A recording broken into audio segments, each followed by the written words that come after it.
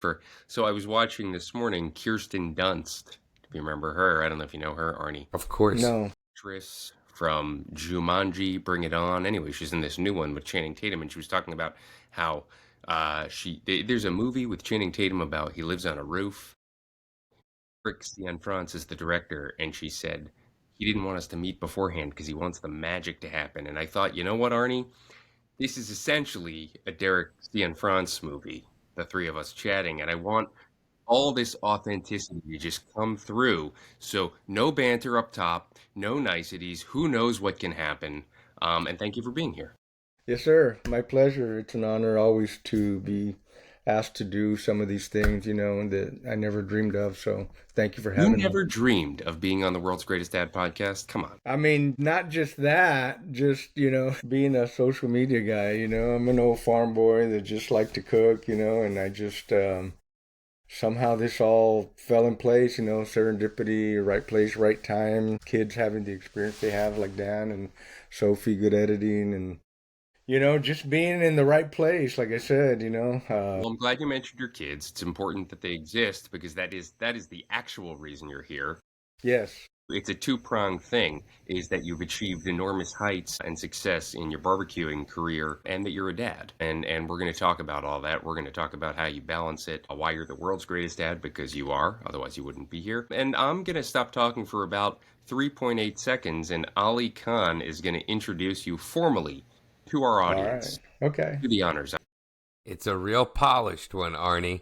I mean, we know each other well, so now I get to pretend like I don't know you and I just read about you in the papers. Today's guest is a Texas legend whose passion for barbecue has inspired cooks across the country. A Hall of Fame pitmaster, teacher, and New York Times best-selling author, Arnie, quote, ArnieTex Segovia, has spent decades turning good food into unforgettable memories. Over his 20-year competition career, he has hosted countless backyard and cook-off classes, helping hundreds of aspiring pitmasters sharpen their skills and share the joy of great food.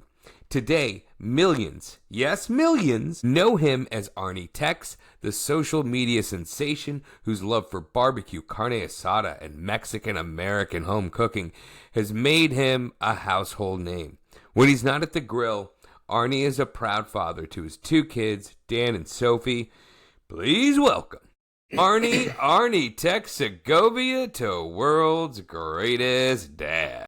Thank you. What an intro, man. Wow. Did we Thank miss you. anything?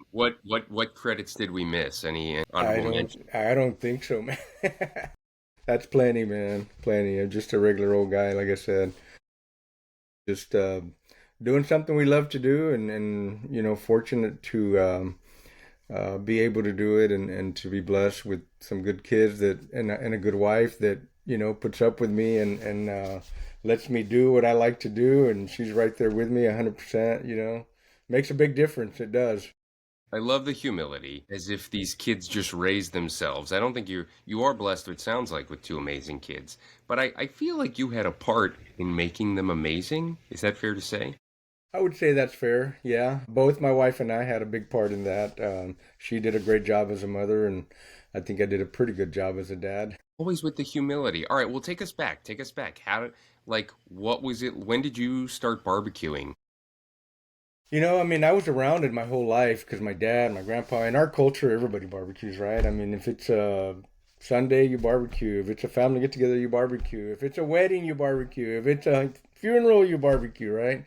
And just to explain for us, barbecue can be carne asada. It's the same thing to us, right? I mean, it could be fajitas and steaks or chicken, or it can be brisket, ribs, and chicken, right? So it's all the same, but I was around it. My dad was always cooking, on weekends and having parties, with friends or family. And my grandpa was a chef, actually at an American diner, not a Mexican food restaurant, but he was a chef mostly all his life till he got older. And then when he retired, he became a yard guy. He liked to cut yards. He was probably where I get my ADD was my grandpa. He never sat still. He was always doing something. So when he retired, he bought a lawnmower and said, "I'm going to go cut yards." Wait, how old was he when he retired? Probably 70, 72-ish, somewhere around there. And he So this cut guy's yard 70 years old. He spent a lifetime working at a diner, which on his is, talk feet. about a grind, Yeah, intense. Restaurants yeah, are intense, but a diner, not a yes, lot of money there. And yeah. then when he retired, he decided to like do more manual labor. Yes, yes, yes. He bought a little lawnmower and a little truck and started cutting lawnmowers because he just, he was always a very active man, short, stocky, just, a cool dude, man. Anyway, yeah, that's what he did from like in his early 70s till maybe mid 80s or so, early 80s, if he did it for 10, 12, 15 years, I don't remember, but that's what I remember.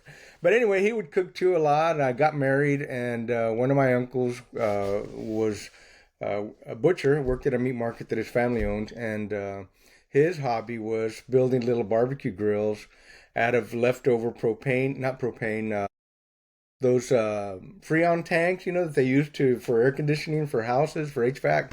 So he would take them, he'd buy them, and he'd cut them all up and fabricate little barbecue grills. So he gave me and Terry a barbecue grill as a wedding gift, and that's what I started cooking on. It was just a little grill. I still have the lid today, 40 some years later. The rest of it burned out. It got lost somewhere along the way.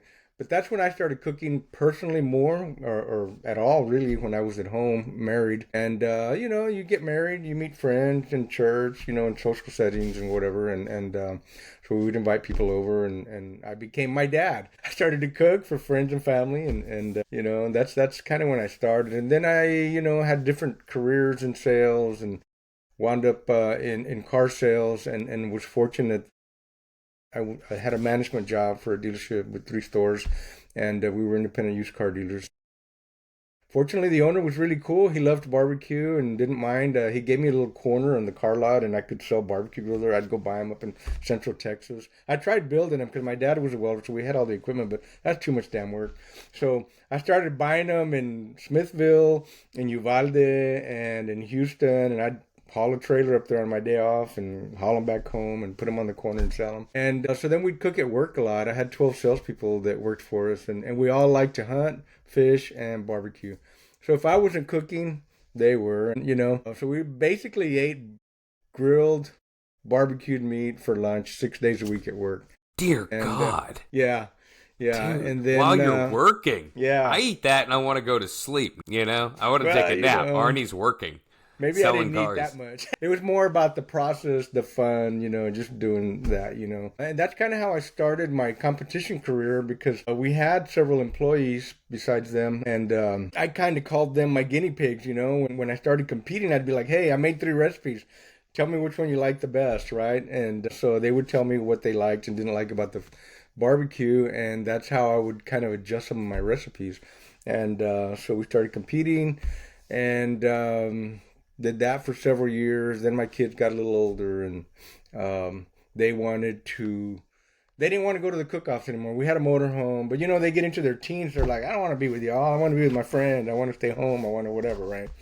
And so, that's what I think, where me and Terry kind of made some good decisions, instead of being selfish and saying, well, we're going to do what we want to do and you go do your thing, which a lot of parents unfortunately do nowadays. We decided to sell the motorhome and see what we could do as a family. And so I put it out there. I said, all right, guys, we sold the motorhome. Y'all want to buy a boat and go fishing? And they're like, nah, we don't want to fish. You're going to be in the sun. We had done it a couple times with friends, right, that had boats. And they're like, nah, it's too hot. We don't want to do that. All right, what do y'all want to do? So we kind of went round and round. And of course, my wife being very like the kind that's not an action, excitement kind of person, right? And I've been outdoors, dirt bike riding guy all my life. And I said, let's buy some dirt bikes and we'll just go have some fun. And so everybody was okay with that, even my wife, Wait, You did this as a family? As a family, yeah. So we bought some dirt bikes and took the kids riding, and Danny became a motocross racer for a while, and I'd ride with him. We'd race a little bit, and so we took him around all over the place and did a little bit of that, just here in Texas. How Pro old was or he? anything like How that. old was he when? Was he like He in was the X 14, Games? 15, yeah. He was already in his teens, yeah, 15, 14, 15. That's how old my kid. Yeah. I'd be terrified. And, yeah, then we kind of like, at one point, we were practicing for a race here locally, and he overjumped a jump, overconfident, and he broke his femur. And so that kind of put a damper on all of that. And we started to ride off road, and there just wasn't Danny's cup of tea. By then, he was another couple years older, and he just was, doing his own thing with his friends a little bit. And Sophie was the type that's always indoor, kind of a nerdy numbers, music kind of person. And so we'd go out to eat, and Sophie wanted to stay home. We'd come home, and she'd be playing Frank Sinatra or some other kind of music like that. So that was Sophie. And so Sophie became our editor when we started doing videos, and learned from Dan and learned camera from Dan. And Dan graduated from college. Dan worked in the photo video business since he was in high school.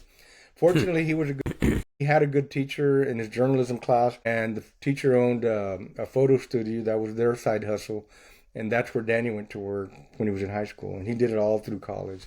And so that's what I mean when I say certain things fell in place and serendipity was good to us. And when Danny graduated, we started this whole ArnieTex thing, just for fun. And here we are today, about 10 years later overall. You guys are kind of like a Swiss Family Robinson. Like, right, Neil? Like, they all do stuff together. Yeah, we did. It's like it's one thing to have kids who have that skill set, but the fact that they wanted to do it with you is not the norm. That kids return home and they say, "Hey, Dad, I want to video you. I want this to be our side hustle." I mean, what was the so I feel like we fast forwarded through a bunch of parts. Did you said you took some time off from the barbecuing and then kind of came back to it? Like when was it after Danny's accident that you as a family said, all right, let's take up barbecuing again? Like, how long was the break? What was the break really like? And how did you get back into it? It was about a 6-year break. By then, Danny was already, junior high school, senior, and Sophie was getting into high school. And so we had about a 6-year break there. We still would do 1 or 2 local ones, just me and Terry. And the kids were teenagers in high school. They kind of did their fun stuff. They were both in band, so that kept them busy. So we kind of moved from dirt biking to band, and following all that kind of rigmarole and pigskin and that sort of stuff. When Dan went to college, we still did a little bit of that, and then Sophie went to college, and so that's kind of when me and Terry kind of got back into it, really just on a limited basis. We bought a restaurant in 2008, of April of 2008. Y'all remember what happened in May of 2008. Massive crash, trickle-down economics. We did really good that year, but '09 really kicked our butt. We wound up losing everything, basically, at that time. I didn't want to get back into the car business. Those are 70, 80-hour weeks, in management, and we owned our own place for a while too. I've skipped that part for a few years, and that allowed us to do the dirt bike thing. But anyway, we were kind of sitting there broke, wondering like, what are we gonna do? I didn't want to get back in the car business. The pay is excellent, but you don't really have a life. And so I took a part-time job. It was a full-time job, but I worked for myself as an independent, right, basically. So I was kind of sitting there kind of depressed. A friend of mine encouraged me to get back into cook-offs, and we started doing that. I bought a little 24-inch pipe grill on Craigslist from a guy for $200. And another friend gave me this old trailer that was literally a trashed-out trailer in the back of his welding shop. And I took it home, and we had my dad's shop there. At that point, we were living with my mom. My dad had passed away. My grandpa had passed away within a 30-day period, on the same day in 2009. We sold the restaurant in July of 2009, so that's kind of where we're at this point in the story. So I built this little trailer, put it all together, put the pit on there, and we decided to go cook again, and just started with an old truck we had and started driving around. And a friend of mine had encouraged me to do that. And so it's a food truck in 2009, right? Pardon? You literally fabricated a food truck with a barbecue in 2009? No, it was a little barbecue trailer, just a pit on a trailer on a little... But you drove it around? And we just pulled it around. Yeah, it wasn't enclosed. It was just a little trailer. Yeah. And so we started cooking again and started to do good. In 2013, we kind of hit our stride and became very successful. And, they say the rest is history. It just, I can ramble forever, guys. And I know we don't have all day. So if y'all have questions, just stop me and ask questions. Just so you know, the timeline you just said literally describes the entire food truck movement. Roy Choi started the modern food truck movement around 2008, 2009. He wrote Twitter. By 2013, that's literally how Austin's food scene, what came to national prominence, was people doing great things on wheels. So, You have a knack for good timing. You I should guess. know that.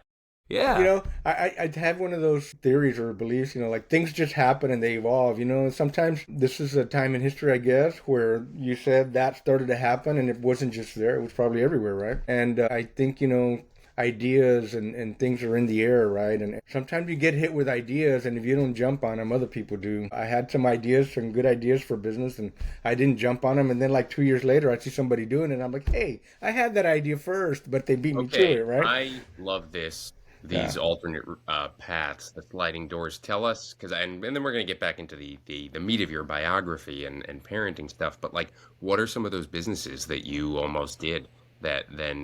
Back then, going further back, I was a drag racer. My dad grew up building cars and doing stuff like that, and so that was kind of always in my DNA too. So when we got, Drag racer? I'm so sorry, when there's a lot of stuff. I thought I kind of was like, I don't need a sheet, Neil. you thought you knew me, right? Motocrossing, drag racing. This was not in the research. Yeah. You've lived many lives, ArnieTex. Yes, I have. Yeah, Spot on, Neil. This was not in the research. when I grew up in West Texas, I grew up in Pecos through 8th grade, and my dad used to take us to the drag races in Odessa, which was about an hour away from where we lived. And so that was kind of always in my DNA. My dad built cars and motors and stuff like that back then. And so when I got married, before the kids, we were drag racing. And so I would restore cars and build them and do stuff like that. And This is off the so, books so drag racing. This is like grease lightning, yeah, that kind of And stuff. by the way, in Odessa, Texas, like if you could imagine a terroir, Neil, that's more like it is more like kind of flat desert, like New Mexico. This is the stuff of Yeah. a movie. You know what I mean? Like this is what an origin Well, story. okay, so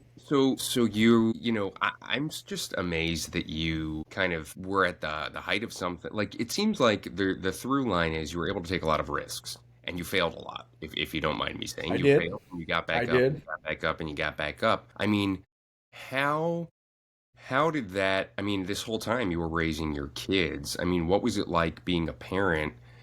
To provide for them, trying to teach them lessons, but also feeling kind of these personal and professional failures at the same time. Like, how did you navigate all that emotionally and just talk to us about that because it's really easy to see now. I'm sure, like I Yeah. got this book deal and I'm huge on social media, but I mean, you got young kids. You're bankrupted a business. You're like, what are we gonna do next? I mean, what's helping you take the next step forward as a dad, as a parent, as a person in those times? Yeah, we were, again, very fortunate in this sense that that's where the strong family unit can make a big difference. Because at some point, and this happens unfortunately in a lot of families or marriages, where things get tough, and instead of trying to stick together and make it work, that's when the spouses will start like, it's your fault. No, it's your fault. Well, it's you or whatever, right? And the kids suffer through that, right? And I actually saw a lot of that during the kids' high school years. Most of their friends came from very messed up and dysfunctional homes. And I saw that, and I never ever wanted that to happen. So in spite of whatever problems and issues me and Terry had, and trust me, we're normal people. We had our issues, we had our problems and all of that, but we really never fought in front of the kids. We never had that screaming, yelling kind of stuff. We when the kids were in school, we did that, or we talked, or whatever, right? We really never went to bed mad. We would always try to figure it out. And, by then the kids were in school and then in college. And while they were in college, it's kind of when we were broke. And so fortunately, we had lost everything, but we moved in with my mom and we were buying her property on payments because my dad had died and she was going to go move to my grandpa's house because he had passed away. And then she got in a tussle with her sisters because they wanted more money than the house was worth. And so she said, "No, I'm not going to buy it. I'm going to stay with y'all." And we're like, "Okay, fine. We're already buying your house." So, long story short, during this process, the kids are both in college. With grants and loans and us working through all of our hard times, we were able to make it all work together. But we stuck together, both as a marriage and as a family. Fortunately, I come from a very close, tight-knit family. A little dysfunctional, on my dad's side of things, wild and crazy, but fun-loving guy, but still a good father, that loved us. My wife comes from a very, very close family, very good family also. And I think those two things together made us a good family and good parents. We always tried to put the kids first for everything, right? We've never been the type that wanted a big fancy house or fancy jewelry, none of that kind of stuff. I'm a farm boy. I grew up with just being a guy, and I'm not into all that flashy stuff, right? And my wife isn't either. She's very, very conservative. So I think that allowed us and helped us to make good decisions where we put the kids first 99% of the time. Now, during the beginning phases of Cook Off Part 2, the cars were gone, the dirt bikes were gone. It was another phase in my life where I was trying to figure out, okay, what is my next trick? I did insurance sales, I did car sales. We were doing a little bit of catering. I tried plate sales door to door during that time. Figured out it was a lot harder to do than I thought by myself, right? And living, 15, 20 minutes away from town, and people want, 80 people in 20 places wanting their lunch plate at exactly 12, it's too hard to do unless you have an operation, which we didn't. And so all those things kind of, led us back to the cook-off scene, and we started to do well. By that time, in 2013, I was working, we started to kind of hit a stride in late 12. And in 13, I was working at a car dealership. Instead of being in sales, I went to the service department because I had Saturdays off. And then, fast forward another year, mid-late 13, they're like, okay, everybody works Saturdays. We're open on Saturdays again, or now. So I was like, all right. We made some real good money on the cook-offs. We were hitting a stride, so I just quit my job, man. You mentioned earlier, yeah, I did, a lot of failures and whatever. I did a lot of other little things along the way during those years that I haven't even mentioned because we probably won't ever have time. But you're right, it's a story in a movie, Ali, someday. But anyway, drag racing. So I quit my job, and Terry was working at a housing authority. She was the director there, so there was a little income all along the way. And we started cooking more often, and we did well. But then we had some months, some weekends that we didn't really do well on the cook-offs, and fortunately we still had a little paycheck. But at some point, it became a full-time job for me, and we started to teach classes by 2016 because we had been very successful. And Terry quit her job, and we just went on the road and started teaching people how to cook competition barbecue, and we started to do backyard classes at a local store, and people liked our recipes. About that time, Dan's graduating from college, and he's like, hey, Dad, I wasn't ArnieTex then. That started like in 17, I think it was, late 16 or 17. Dan always gets me like, Dad, you got all the dates all wrong. So I'm kind of generalizing timeline here. Anyway, that was kind of Dan's idea. Hey, Dad, let's just make some videos, and people like what you do, and, you're a success in the barbecue. So Dan, your son is... It was Dan's idea, the ArnieTex. It was the light bulb was over his head. It was. And he had the background now in video and stuff, and we had already been teaching classes for about a year and a half on the road. And competition barbecue is a very, very small niche. Actually, the backyard barbecue is a much, much bigger niche. And gas grills are the number one biggest selling grills in the world compared to true barbecue and pellet grills and everything else. All put together might be 10 or 15%. It may be more now, but back then it was maybe 10%. The rest was all gas grills because the rest of the world doesn't have Arizona and Texas heat like we do. They have to deal with the cold for months and months at a time. So anyway, we started ArnieTex, and it was Dan's idea to start an online class. So it took us a year and a half to put it all together and record it. In the meantime, they moved to San Antonio. Terry and I had to learn how to record on our own and buy cameras and do stuff like that. Sophie started to do really good with editing, and I learned everything on YouTube on how to do camera work, and a little bit of input from Danny and a little bit of input from Sophie. And we started with little small cameras, and then moved up to full frames, and then better, as time went. And so we finally pre-launched our class. It wasn't even finished, and we sold a ton of classes, made some good money. COVID came. Oh, there's more to the story. I don't know how much time y'all got, but fast forward to here. That's the magic of editing, right? You can cut out later whatever you don't need. But You'd be surprised. Yeah. Yeah, in 2018, Terry was diagnosed with breast cancer, so we decided to take a whole year off from cooking. Fortunately, we had made some money with the classes, and we were able to do that. And we were. I mean, I'm a very proud guy. I say that because maybe because I'm a Mexican American and came from a farm where you just make shit work. And you do it on your own. And so we never did like fundraisers. We really never really told people what we were going through. We just did it on our own. And And how's Terry doing now? fortunately, it was diagnosed early. She went through the surgery. We took a year, did all that chemo stuff and whatever. And they nipped it at the bud, as they say, right? And she's 100% great now. She turned back to her normal grouchy self now that we're both older. Perfect. She's standing over here laughing. I'm just kidding, babe. But So, so, anyway, so with the cooking competition scene, this was the type of thing where, like, what was a typical was there prize money? there was a lot of prize money. That's another thing that was happening, Ali, during that time frame when the food trailer and all that stuff was going. It was also the golden age of oil production in Texas. Mm. And a lot of oil companies and a lot of big brand companies were just literally throwing money at the cook-off scene. It was the golden age of competition barbecue too. That was when Pitmasters came in on TV, and there was other cooking shows.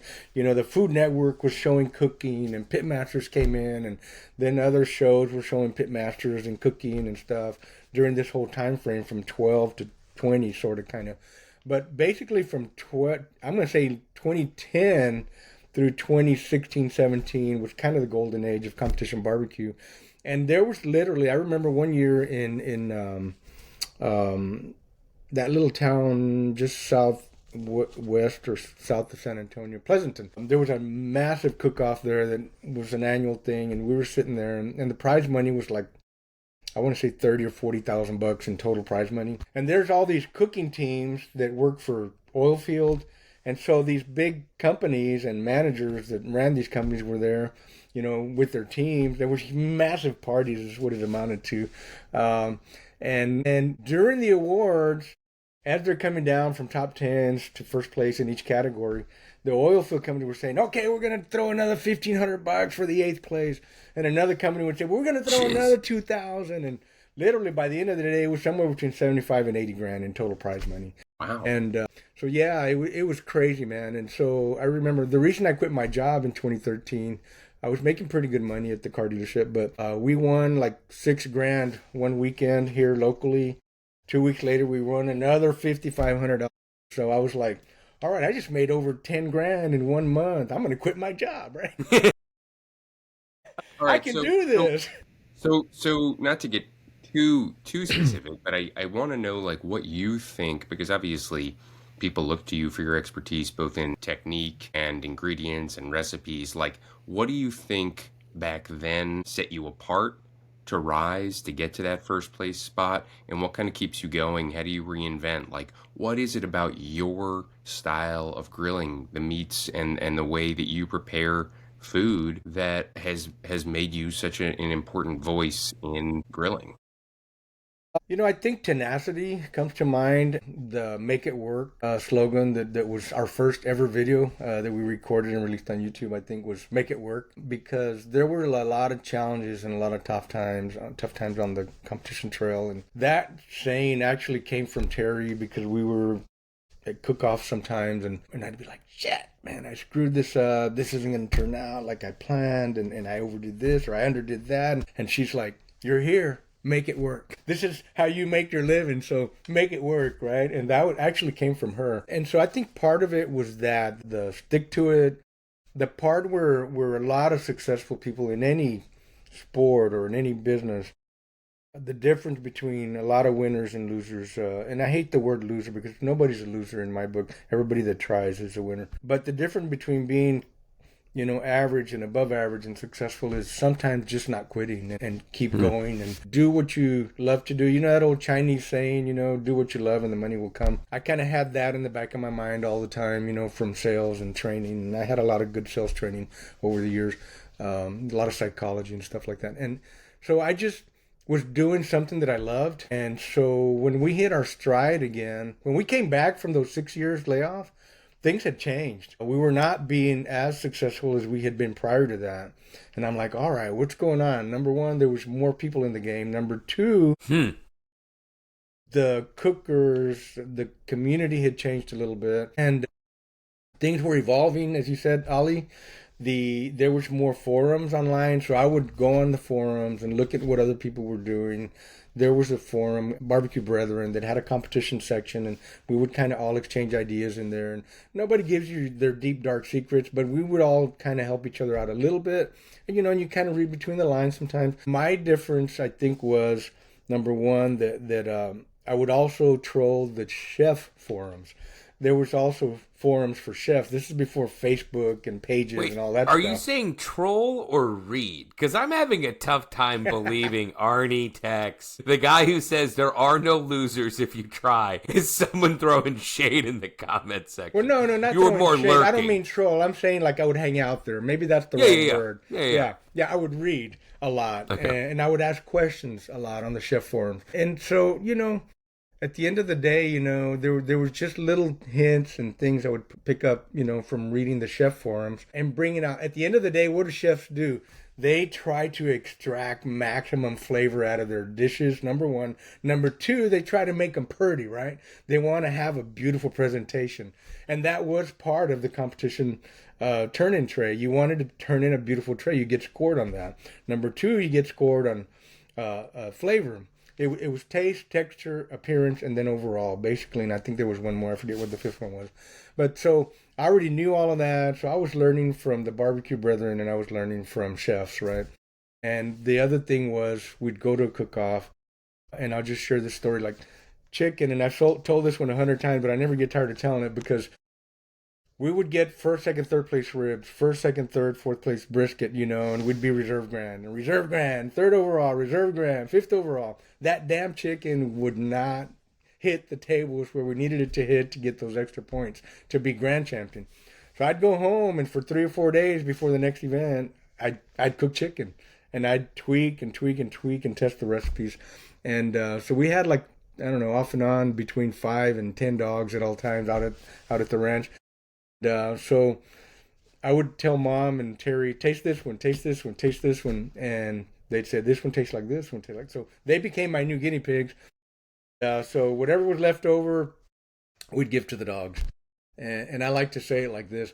When the dogs would stand on their 2 hind legs and say, can we just get some dog food? We're tired of this chicken.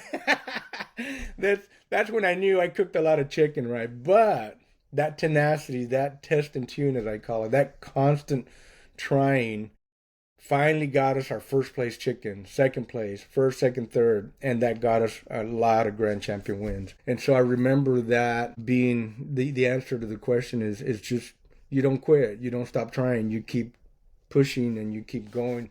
There were a lot of times when I was broke, fortunately during that time, Terry still had her job, right? But there was a lot of times I'd be going down the road and I'd be like, man, I got like $200 in my pocket for the entry, right? I hope nothing goes wrong. And, one time we got a flat tire halfway to a cook-off and I didn't have a jack. I didn't have a spare. I never looked to see if I had those things in my truck for whatever reason. This is a guy that was in the car business all his life, right? And I didn't check for a jack and a spare tire in my truck. That was kind of dumb, but anyway, fortunately, my brother didn't live very far from there, and his wife brought me a spare tire and a jack.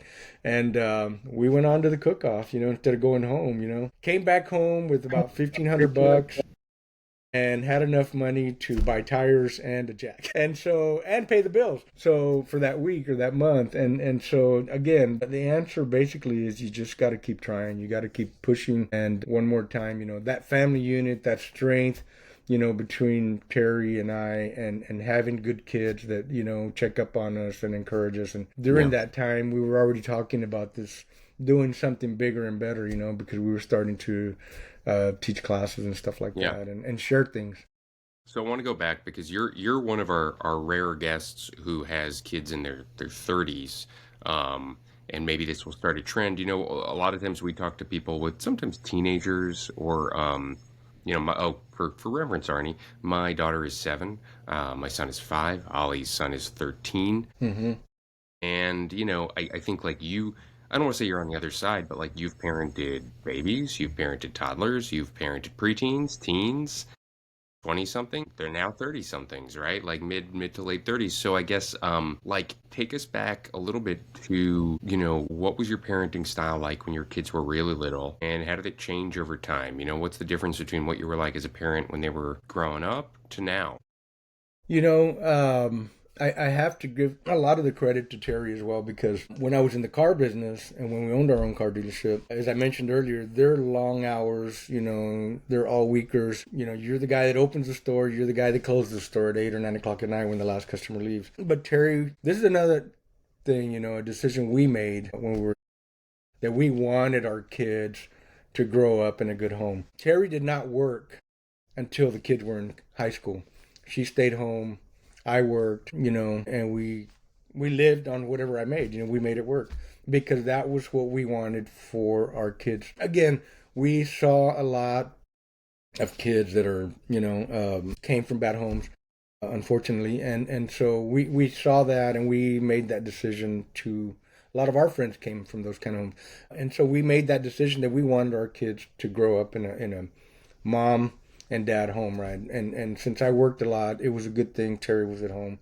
So she had a lot of that, and she's a very loving and patient person and talks. And trust me, in those teen years, it wasn't all just fun and dirt bikes. We had our teenage challenges, So which, tell us about that. I mean, like what, yeah, I don't know when if we did it, want to talk about those things. yeah, oh yeah. When did it change? When did it go from like just a fun, weekend with dad to like, oh no, you can't. Oh no, you're not going over there. Like Yeah. what's it like, and now those kids are literally in business with you. I mean, how did take us through that entire evolution? Yeah, I mean, our kids were normal kids in junior high and high school, and they have friends and they do things that, kids in those ages do, especially if those kids came from other home type of homes. And with the dad not being there all the time, it was just mom. So, at the end of the day, this is what I tell people when those challenges come. Talk to your kids.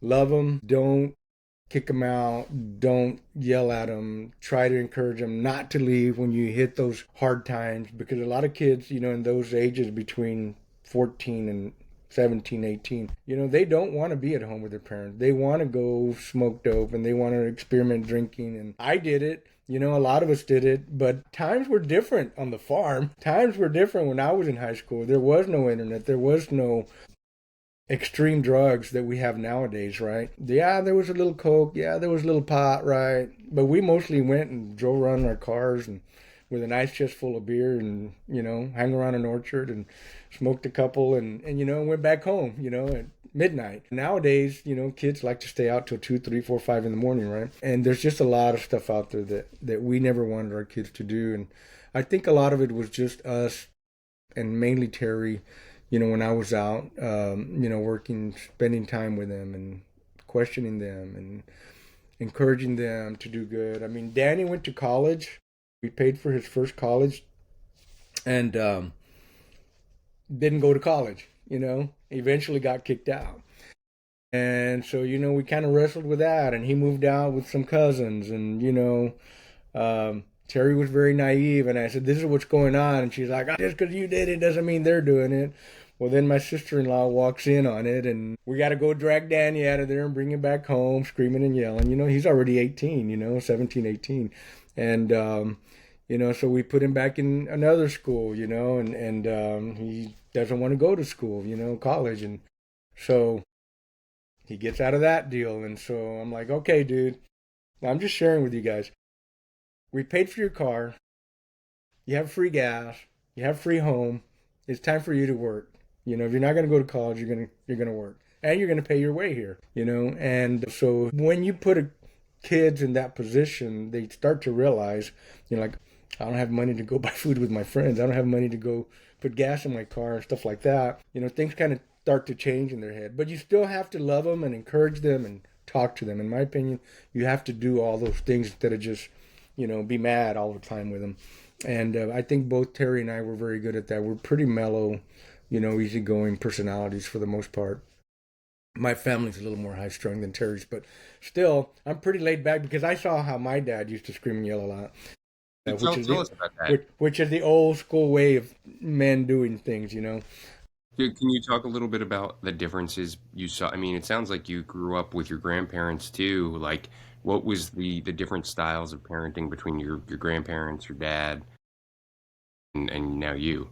I think on my mom's side of things, my grandparents were very mellow. They were very good, you know, parents. My grandpa worked in the restaurant, like I said, you know, all the time. My grandmother stayed home and raised the kids. And they were very loving, good parents. My mom got married at 15 or 16, I forget. But my dad came from a family that worked. They had, my grandpa owned some barbershops here in Edinburgh, and then he owned, from what all accounts and stories, he owned some barbershops in Monterrey, Mexico.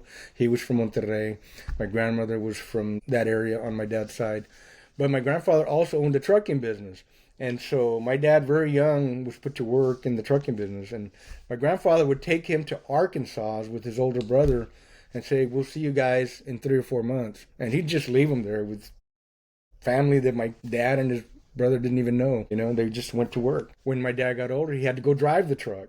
You know, and so he was a troquero, we call him in Spanish. They drove trucks, and that's what he was doing when he got married. And my dad was the youngest, and for whatever reason, you know, he was the, as they call it, the black sheep of the family. Normally, the youngest is the pollo, right? They're the spoiled, rotten ones, you know, they get everything. Well, my dad's family was the other way around, you know, for whatever reason, which we don't know. But my grandfather died very young from an aneurysm. He was, I think, 54. And so my dad never had that loving, understanding, caring father from everything we can tell, right? And I can't say my grandfather was a bad man or anything like that because honestly, I didn't know him. I was very young when he passed away. But I just, you know, hear the stories my mom says and that my dad used to tell. So anyway, my dad was a good father. He loved us. He took good care of us. But he drank a lot and he partied a lot. And in those days, it was the cantinas, right? The bars, you know, the beer joints. That was his thing. You hear all that stuff in country music. That was my dad's life, you know, the beer joints and the women and the wine and the song and stuff. But he always provided a good living for us. He always took care of us. He put us to work on the farm when we were kids. I was driving a tractor when I was 9 and 10 years old in summer and after schools and stuff like that. And I'm not going to say it was a bad life. It was fun. We got to buy our bicycles and our own clothes and stuff like that. It was a good education, but very, very different. I saw my dad do a lot of things. When I was a kid, he'd take us to the bars, you know. I mean, that was a normal thing growing up in our culture, you know. Your kids go to the bars, you know, and you see your dad, you know, dance with the barmaids and things like that. That was normal. But, you know, I saw a lot of that, and I remember he would treat my mom bad sometimes. That he would scream and yell, and my mom was a wonderful mother and a good wife. Typical in our culture, right, where it's just the woman is the woman and the man is the man, right? And I always told myself I will never be that kind of a father, and I will never be that kind of a husband. And I think I inherited my grandpa's genes on my mom's side, you know, and I became very different from my father. You know, I cared about my wife, I cared about my kids, and I had a lot of hobbies. Yes, I drag raced, I dirt bikes, I drank a lot in the early days too, but family and bills always came first. You know, if there was something left over, then, you know, I had a little bit of fun, but not the type of fun my dad had. And so that's kind of the background for me on my dad's side of things, you know, but you learned a lot. I learned a lot. I have a lot of fond and great memories about my dad and the things that I learned from my dad, you know, growing up in the shop, growing up welding, growing up on the farm. He taught me a lot of things that made me the man that I am today. And so for that, I'm extremely grateful, you know, and thankful, and I do miss him a lot. As he got older, here's the other part. When men get older, they mellow out and they change, right? My dad never told us he loved us until he got older and he was retired. Yeah. And we had the family get-togethers and things like that. He never hugged us till we got older, you know, and he was older. But he did change when he got older, you know, and I think that's just part of getting older and aging, and you start to be more grateful and thankful for what you have when your eyes open up, you know, and see the Do you wonderful think family that you have. Do you think, because you kind of mentioned this kind of both ways, but how much of that was, some of it you mentioned was, it was part of the culture. You go to the cantina, you drink. It sounds like, there's kind of the air of, just kind of I don't know, infidelity, if you will. You know what I mean? Or just That kind was of normal inappropriate in the old behavior. days. That's Totally. in our culture. But like, how much of it too do you think was more unique to him? And I'm just kind of curious, like, at what point, we always talk to, frankly, younger dads, and they'll reminisce about, oh, what did you think about, how did you feel when you knew you were about to become a dad? At what point did you realize, like, this is who my dad is, and I am not going to be that, and understanding that there were good parts to the man, but Absolutely. you were going to take a different approach to fatherhood, because that's very interesting. Yeah, I think it just kind of was something in my late teens and high school, and beyond that. That's kind of when I, when you grow up and you become aware, and don't get me wrong, during that era there was a lot of really good times and like fun times with my dad too, but just in the home, and I got married young. I was 20 and I left, but I still had a younger brother and a younger sister at home. And so they lived through some of those quote unquote terrible times. I'll say, it was a pretty dysfunctional home at some point there. And so even now, my brother and sister tell me stories that I never knew, of things that happened that I never knew until I'm literally in the last couple of years. And I'm like, really? Dad did that? Dad did this? Really? Wow, man. I never knew that, right?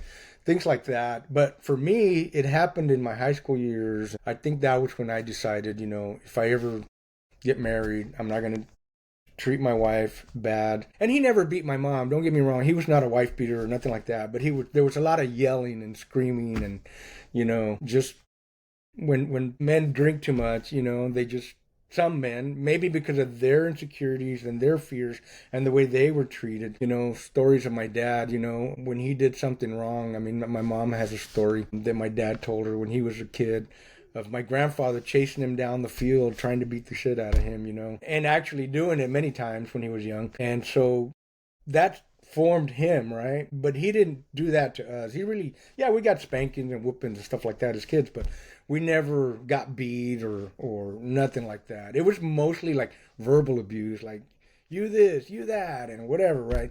And those are things that I think subconsciously a father like that repeats because that's what he was told.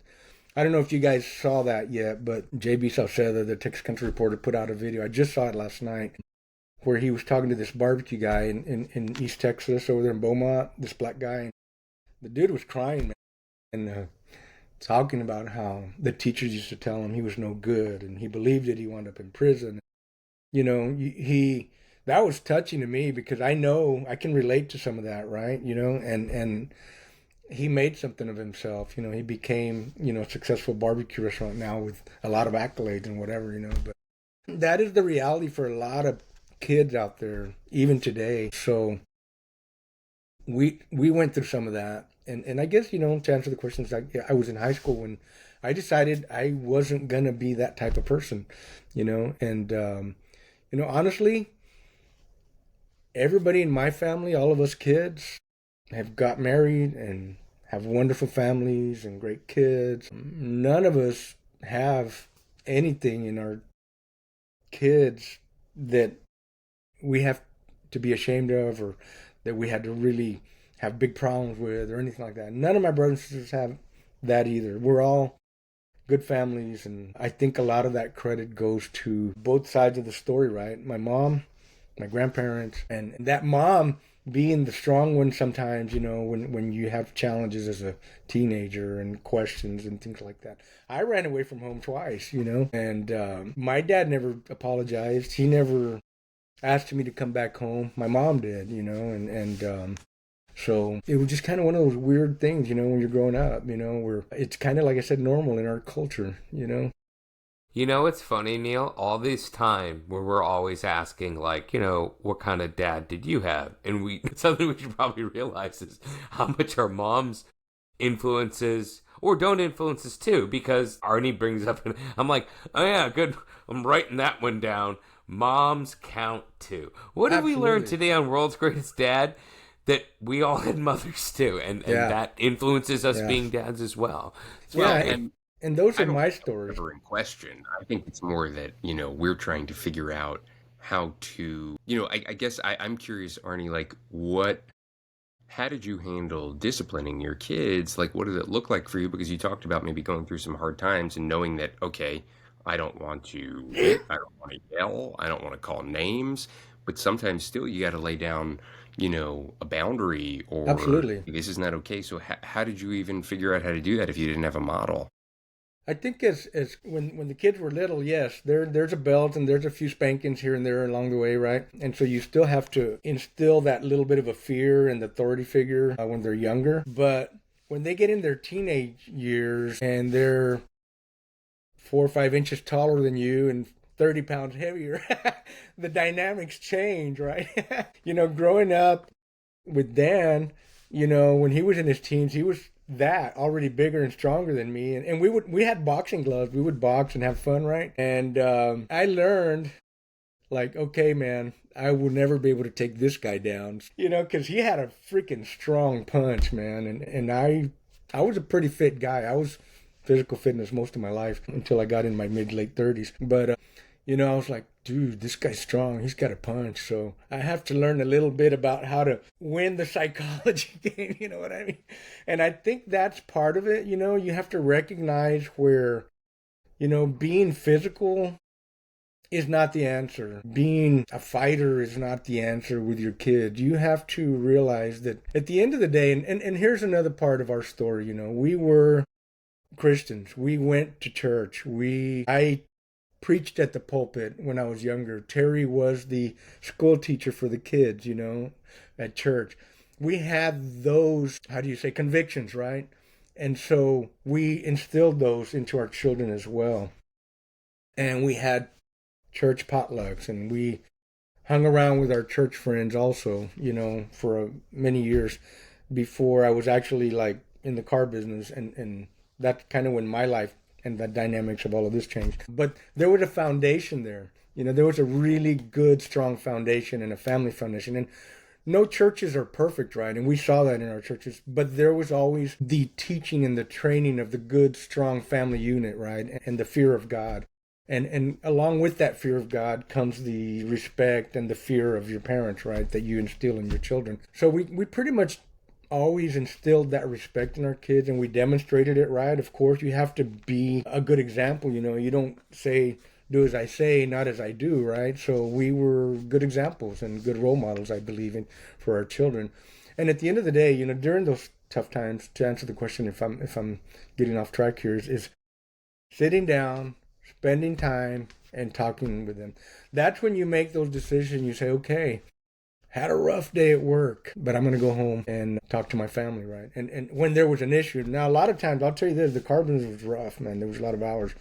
A lot of times it was super stressful, between the customers and the employees and running the business and the challenges that come with running a $14 million a year business and having 15, 20 employees. Your head's about to explode, right? And so there was a little bar along the road going home. I'd stop there a lot of times and have a couple of drinks, a couple of beers before I'd go home. That unwinds me and gets me in a more mellow mood. But I always went home, And then there's days when, you get that phone call, hey, we need to talk to Dan. You don't stop at the bar then and say, oh, I don't want to deal with this problem. I'm going to go and be in denial. You have to go deal with it. You have to go sit down and talk. You have to put yourself aside and your ego and your authority because I'm your dad and you're going to listen to me and you're going to do as I say, right? You have to not, in my opinion, be that type of a dad or that type of a mother.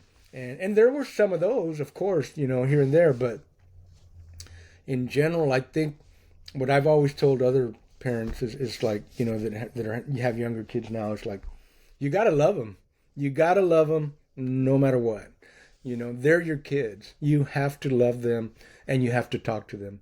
It's when you let them run off and don't talk to them, or when you run off and don't talk to them, that's when things that chasm begins to get wide, and then who becomes their role model? Who becomes the person they listen to? Who becomes their influence? It's not you. And so I think that's where we as parents, both Terry and I, did a good job, and we spent that time, like I said earlier, we sold a motorhome. It wasn't about me and my cook-off success, because we were doing pretty well. We were already starting to become, a well-known person in the cook-off world at that time. But it wasn't about me. It was about me and my family, And so I was willing to put that aside and do what me and my kids and my wife wanted to do as well.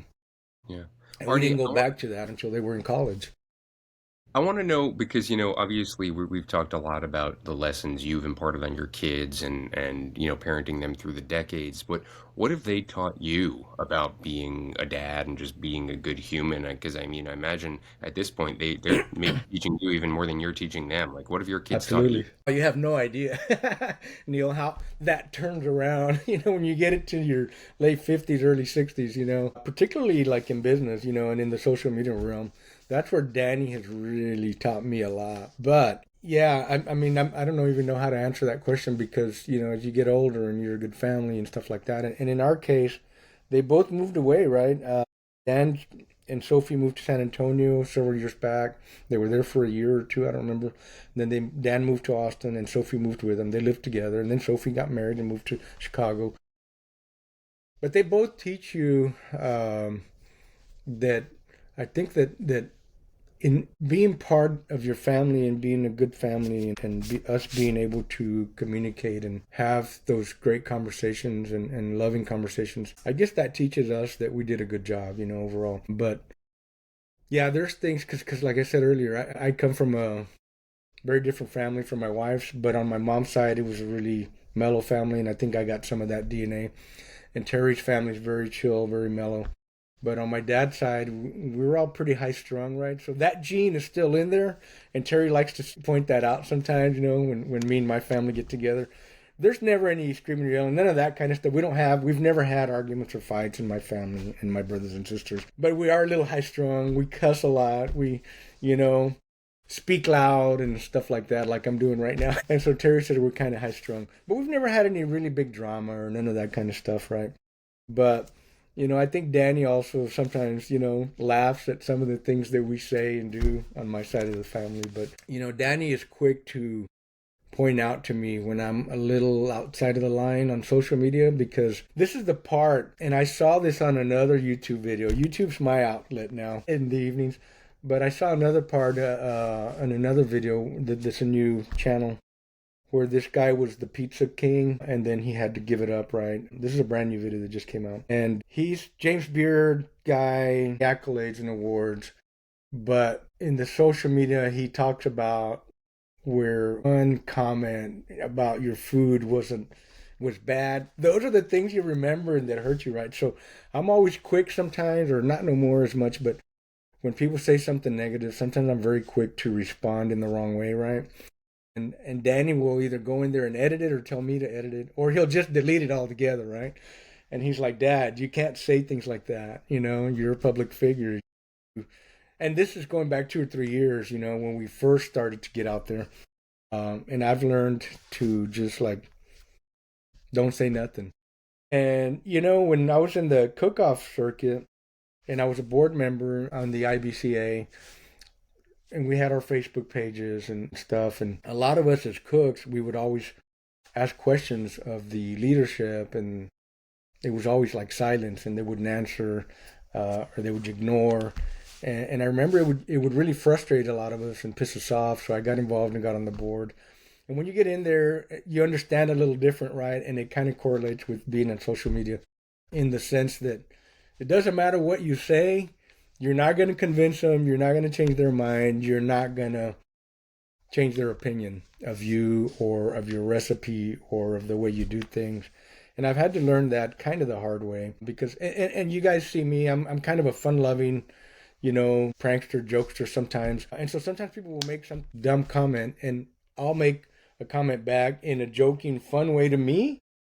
they don't take it that way. They get pissed off and start cussing or swearing or saying uglier things. And I'm like, okay, that didn't go the way I planned, right?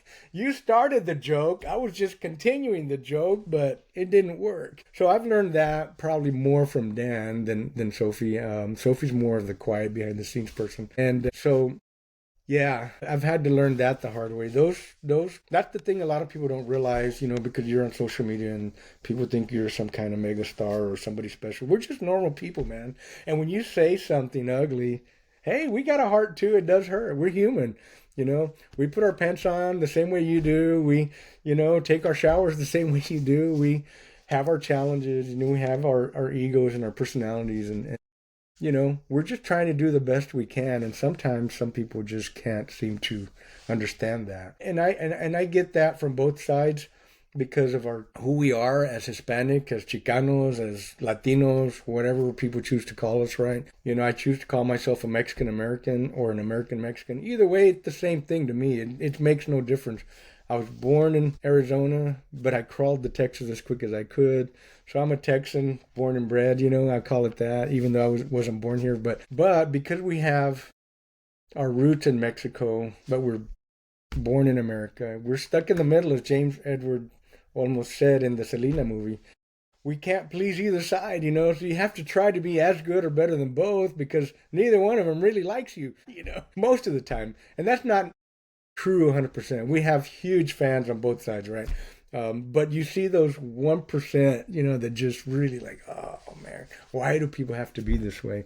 And so that's always a challenge, and I tend to ramble too much on stuff like that, which I'm a very positive, motivated person, so I try to focus on that more. But every once in a while I get on that little tangent. But Dan has definitely taught me to just put my ego aside and focus on what we can do that's good, because more people appreciate the good than the very, very minor few that don't, and so that's kind of the direction we try to go. And Danny keeps me focused. His saying is, your North Star, Dad. You've got a North Star. Stay on your North Star. And so, yeah, that's been a big lesson that I've learned from Dan and from social media in general, right? That's amazing. That's literally like fatherly advice that came from the son. So I want to ask you this. Absolutely. Like, what would your advice be to a young ArnieTex dad starting out? Man, I don't know. Knowing everything you know now. I mean, with your kids I feel like just hearing your journey with your kids from, from the bumpy road that you had through life to ultimately settling to your kids settling to. I feel like everything has kind of has come into place for you in your life right now.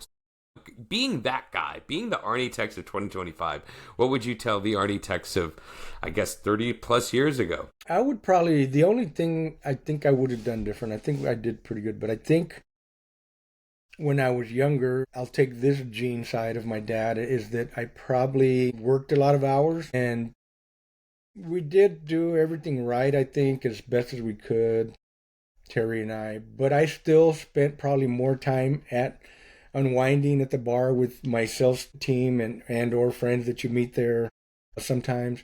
Sometimes I stayed at work a little too late on Fridays. We'd barbecue and celebrate. The owner was a cool dude. He'd buy us the meat and he'd bring the beer, and we'd stay there till 10 o'clock at night, celebrating a great week of sales, right? And then I'd go home. And a lot of times, once the kids were in high school and we were doing the dirt bike thing, a lot of times after Danny's accident, I grew up with motorcycles and dirt bikes and bicycles. So that was still part of my thing. And once I got back into it, it's like, I'm one of those like all or nothing guys. I'm either in it or I'm not, I don't drag race anymore. I don't do cook-offs anymore because I'm either in it or I'm not, right? And so I still kept riding with my friends. We would go off-road. Fortunately, we had some cool places to ride around here.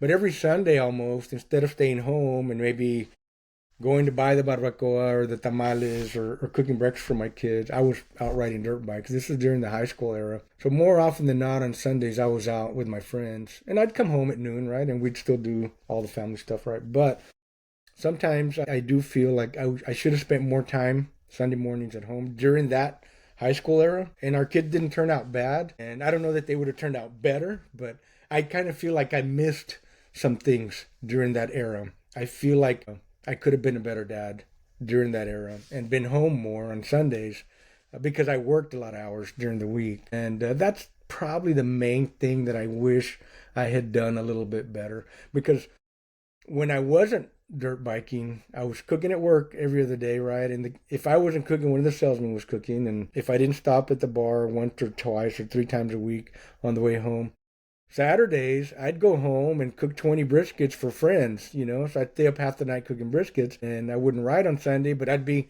putting briskets together for my friends or clients that wanted to take a brisket home to their family on Sundays. And so that took up most of my Sundays as well. And the kids were gamers, so they were inside gaming, where maybe I could have been inside gaming with them. I didn't really need that money. I was cooking because I love to cook, and I was making a little extra money doing it.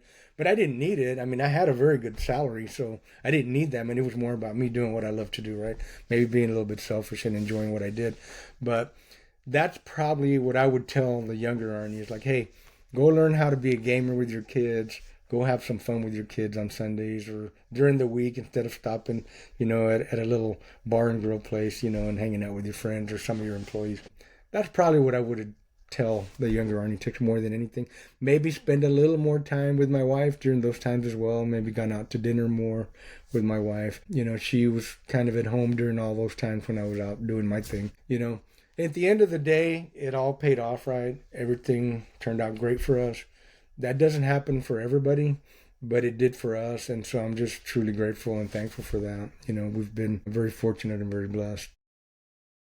I mean, I selfishly am taking these notes because sometimes, especially Neil's case with young kids, it's like, you are, as he said many times, he goes, I'm actually in the golden era. You know what I mean? Yeah. I'm aware of it, and that's kind of why we're here. And so, but speaking of, I mean, you've served your community, your family for decades, and you've got a few decades, left, God willing, maybe 5, 6, I don't know, modern medicine. What do you want the Segovia, legacy to be, that you leave behind, barbecue aside or included, like in terms of you as a dad, you as a patriarch, you as a family, what do you want that legacy to be?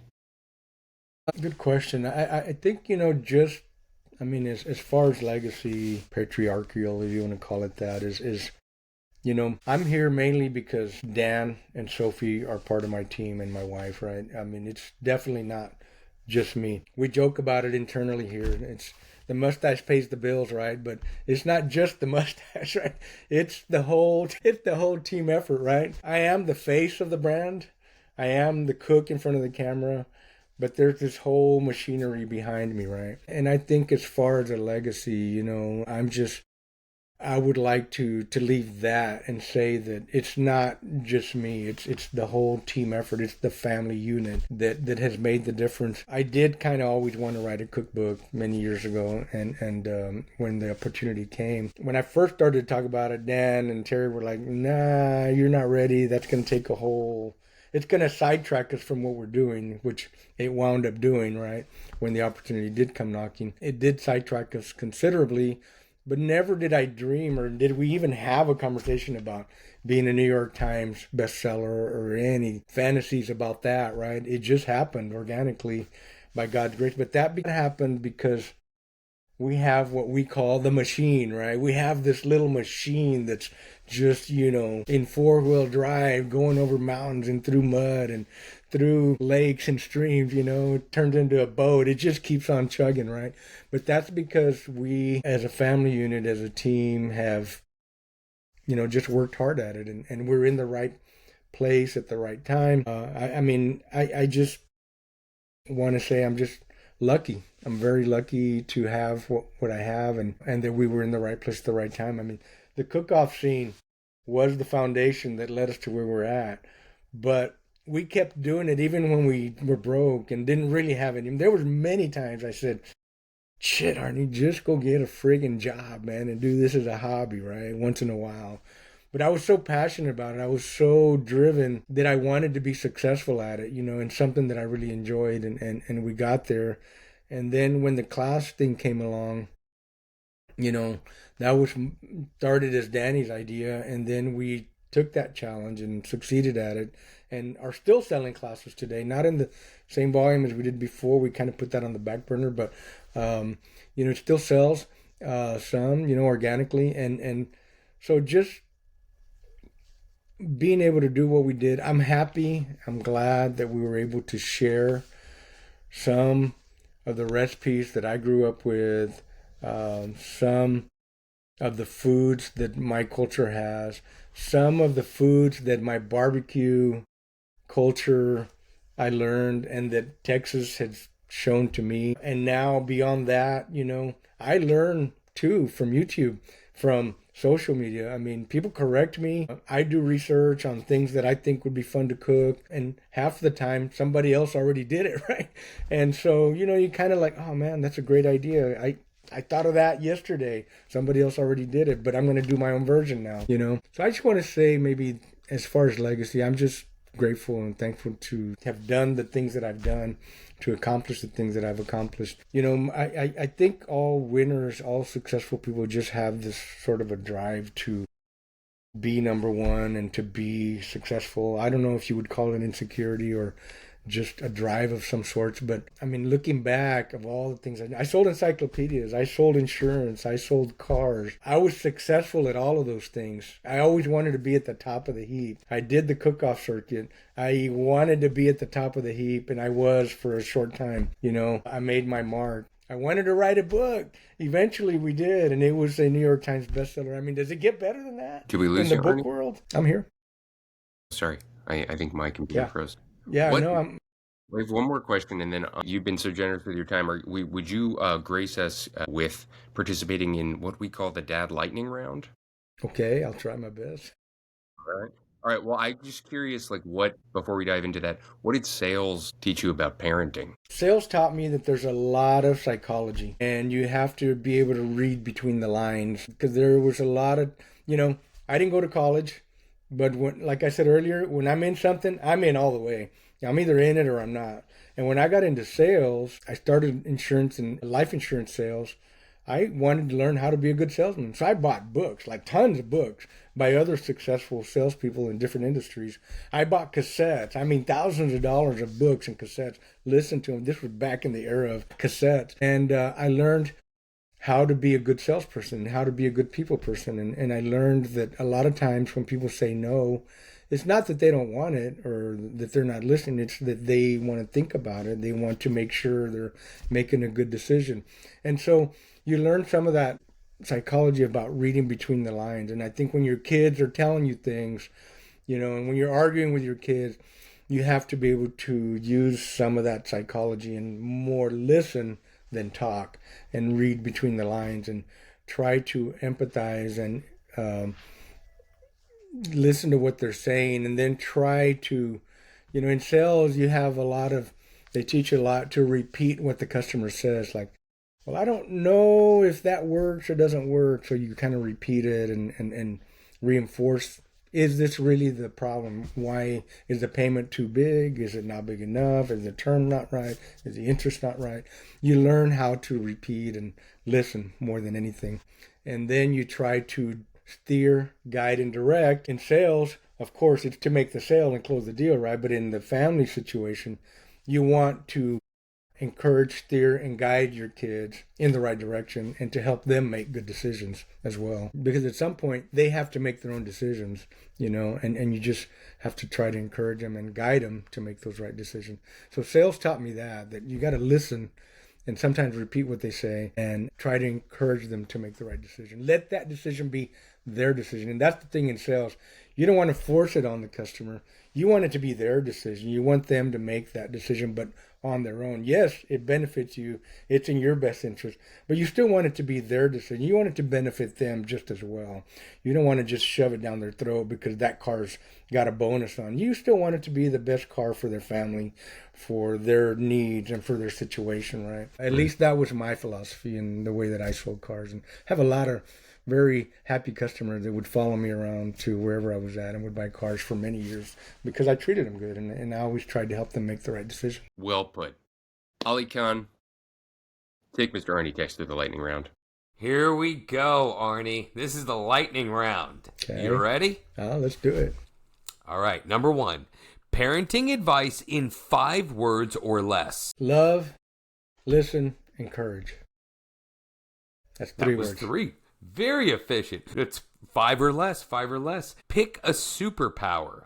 Do you want super speed or an extra hand? Yes, Arnie. Do you want 3 hands or do you want to be really fast? I think I'd rather have 3 hands.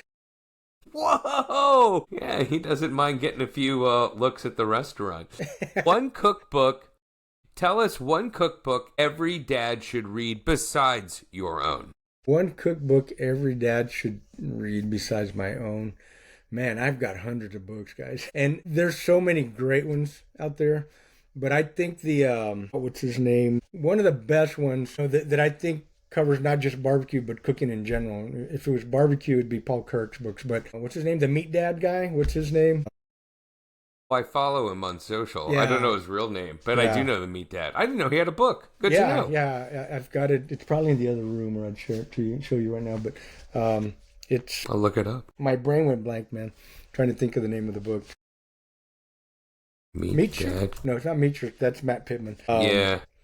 Anyway, he's got the Amazing Ribs guy. He's the Amazing Ribs guy. If you can look it up real quick, I think. Yeah. No, I'm looking at him now. Yeah. He's a butcher. No, he's not a butcher. This He is was a not tech Meat Dad. guy that had like a vlog on barbecue and stuff. What's his book? All right. We'll find it. We'll find it. Give But me we have one to second. keep. Okay, we're gonna find it. Damn, I can't believe my brain went blank there. Yeah. Apparently, there's a lot of stuff out there when it comes to Meat Dad. Meathead. I'm sorry, not Meat Dad. Meathead. He goes by There. Meathead. Okay. And his name is... And that's the name of the book. The Science of Great Barbecue and Grilling by Meathead. Okay. Yeah. Wow. Yeah. I'm trying to find his name. Bear with me a sec. Probably easier if I go to Amazon. This is not a plug for Amazon, No, it's not. I'm just trying to find an answer to the question. unless we can get on Audible, Neil. Actually, that's more for the written stuff, isn't it? Greg Blonder is the co-author, but the main Greg author Blonder. he goes by Meathead Goldwyn. Meathead Goldwyn. His last name is Goldwyn, so All right. yeah. So anyway, the book is Meathead. The science. Meathead. Yeah. Yeah. All right. That What is every the dad answer should to be that. reading. The answer to that question is Meathead, the science of great barbecue and grilling, not because everybody's a griller, but because the lessons in that book apply to everything cooking. It's not just barbecue and grilling. There's a lot of really good cooking science in that book that applies to everything. So everybody should have that book in their arsenal for sure. All right, Arnie. Best snack while you're cooking at the barbecue. Best snack while I'm cooking at the barbecue is usually the trimmings, because like particularly in competition barbecue, we always have a lot of trimmings. You have the extra little ribs on the end. You have the little brisket point that you trimmed off. I would take those to the cook-off with me, or if I trimmed there, I'd already have them. I'd just throw them over there, kind of ignore them and let them cook for a little while, and then we'd munch on that. Terry and I, and that would be our lunch while we're in the competition barbecue.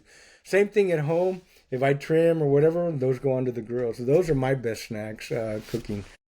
Wow. And usually, also in addition to that, it's sausage, because sausage is done in 5 or 10 minutes, right? You can cut it up, take a snack, drink some of your cold beer or soda, whatever. Well, the answer was meat. I thought maybe it'd be pork rinds, chicharron, chips. No. It's more meat. Let's talk music. Tejano, country, or classic rock while you grill? I'm eclectic, so I'm going to say all the above. I like that answer. Depends on what I'm doing that day or what mood I'm in, but it's really all the above. Sweet tea or cold cerveza? Cerveza. I love That came tea, quick. but it's usually cerveza. All right.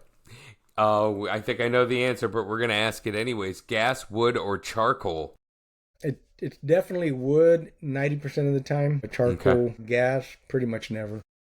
All right, never. I think just the I'm gonna say the Sunday afternoon yard work, because they hated it and they still remind me about it today. That I like that. and you know what? It's funny because and I can always share millions of stories, but it'd be like, okay, in our backyard we had tons of trees, and he'd be like, all right, guys, today we're gonna just trim this tree, and then we're good. And but of course, you trim a little, and it's like, oh, this one doesn't look good now. Let's trim this one, and then it'd be an all afternoon tree trimming session. Or I would rearrange the garage, and Dan loves to remind me like, it's time to clean out the garage, and at the end of the day it would just be a whole rearrangement because I still wanted to keep everything that was in there. So those are fond memories that my kids have, and so I miss those days because it was fun. It was family time. All right. Good to know. No shortage of chores at the Segovia house. No. Go-to comfort food after a long day. After a long day, now or then? It changes as time goes. For me, it's usually a good pico de gallo or some salsa out of the refrigerator that's already made. And then the other one is, I like potato salad. It's one of my favorite things to have in the refrigerator. When you don't want to eat a meal, but you just want a snack or whatever, I can eat a bowl of potato salad, man. Good to know. Dream dinner guest at a backyard barbecue. Man, dude, that's for me it would be Anthony Bourdain. He's one of my original heroes. Honestly, I love Anthony Bourdain and everything that he did for really cooking and bringing cooking to the people in general, because and he was the guy that didn't glamorize the chefy positions that he had. He showed how hard it is to actually own and run a business, and a lot of times highlighted the people back there that were breaking their backs to put out all that amazing food, that people don't realize how much work it is and what goes into putting out some of those amazing dishes out on the table. And he respected every culture, and every type of food as well. All right, Arnie Segovia, we're going to take it home with this last one. Best part about being a dad. Best part about being a dad is seeing your children turn out to be great adults. And at this point, they're not fathers yet, but they're great adults. We get to work with them on a daily basis, and just seeing that they're doing something good in the world as well, and didn't go off the wrong track anywhere. That's the best part, in my opinion, about being a dad, is seeing your kids flourish. Really doesn't get right to the heart of it than that. Arnie Segovia, you are the world's greatest dad. Thank you. Appreciate that. Thank you for being here, Arnie. Thank you for being so generous with your time and wisdom, and it was a pleasure to chat with you. Thank you, Neil. Thank you, Ali. Hope to see you next time on our trip to Austin here soon. Yeah, you better. Well, we're cooking up stuff. Yeah. I'm